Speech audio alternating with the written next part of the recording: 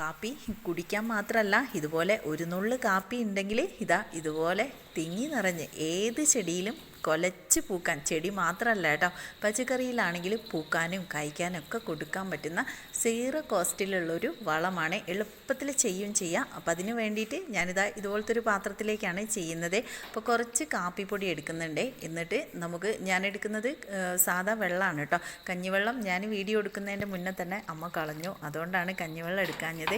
ഉള്ളവർ കഞ്ഞിവെള്ളം എടുക്കുക, കാരണം കഞ്ഞിവെള്ളത്തിൽ ഇത് ഇങ്ങനെ ചെയ്യുകയാണെങ്കിൽ കുറച്ചും കൂടി നല്ലതാണ്. അപ്പോൾ ഞാൻ ഒരു കഷ്ണം നമ്മുടെ ശർക്കരയും കൂടി ഇട്ടിട്ട് ഒരു ദിവസം 2 ദിവസമൊക്കെ വെച്ച് പുളിപ്പിക്കുക.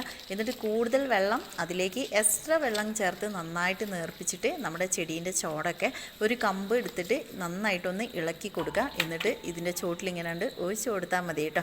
കമ്പുകളൊക്കെ കട്ട് ചെയ്തിട്ട് കൊടുക്കുകയാണെങ്കിൽ പെട്ടെന്ന് തളിർപ്പ് വരാനും നന്നായിട്ട് പൂക്കൾ നിറയാനൊക്കെ സഹായിക്കുക. ട്രൈ ചെയ്യുക. ഇതുപോലത്തെ വീഡിയോസ് കാണാം. പേജ് ഫോളോ ചെയ്യാനും ലൈക്ക് ചെയ്യാനും ഷെയർ ചെയ്യാൻ